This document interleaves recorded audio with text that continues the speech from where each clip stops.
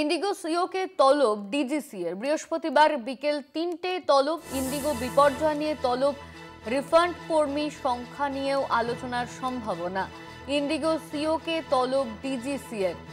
Refund কর্মী সংখ্যা নিয়েও আলোচনার সম্ভাবনা রয়েছে। বৃহস্পতিবার বিকেল ৩টে তলব করা হয়েছে। বৃহস্পতিবার বিকেল ৩টে তলব ইন্ডিগোর সিও কে তলব করলো ডিজিসিএ। বৃহস্পতিবার বিকেল ৩টের সময় তলব। ইন্ডিগো বিপর্যয় নিয়ে তলব। রিফান্ড কর্মীর সংখ্যা নিয়েও এখানে আলোচনা হতে পারে।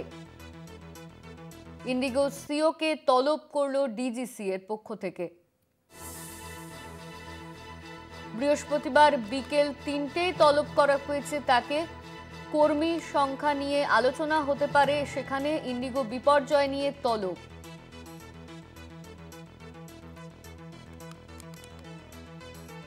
আমাদের সঙ্গে ফোন লাইনে রয়েছেন কলকাতা টিভির পলিটিক্যাল এডিটর আশিস চট্টোপাধ্যায়। আশিস দা, ইন্ডিগো সিও কে তলব ডিজিসি এর কোন কোন বিষয় নিয়ে আলোচনা হতে পারে এখানে?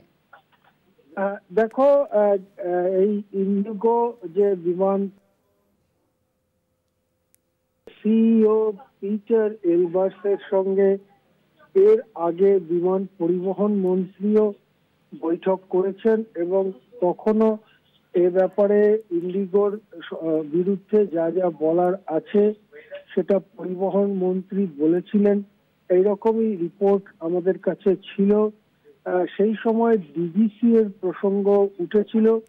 অনেকে মনে করেন যে এদেশে বিমান পরিবহন ক্ষেত্রে প্রায় একচেটিয়া অধিকার ইন্ডিগো স্থাপন করেছিল বলে ডিজিসিএ বা director general of civil aviation, এই সংস্থা যাদের দেখভাল করার কথা সমস্ত অসামরিক উড়ানের ব্যাপারগুলো, তাদের মধ্যেও ইন্ডিগোর লোকই বেশিরভাগ ঢুকে পড়েছিল এবং তারা ইন্ডিগোর পক্ষেই কথা বলতো।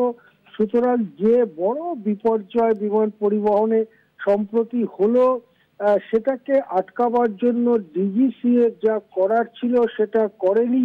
ফলে আঙুল উঠছে ডিজিসিএ বা ডাইরেক্টরেট জেনারেল অফ সিভিল এভিয়েশনের বিরুদ্ধেও। এই পরিস্থিতিতে ডিজিসিএ কে নিয়ে খোদ মন্ত্রীও মন্তব্য করেছেন। খোদ সিভিল এভিয়েশন মন্ত্রী রামমোহন রেড্ডি তিনি এটা নিয়ে গুরুতর মন্তব্য করেছেন যে ডিজিসিএ সম্পর্কেও বা তার ভূমিকা সম্পর্কেও খতিয়ে দেখা হবে।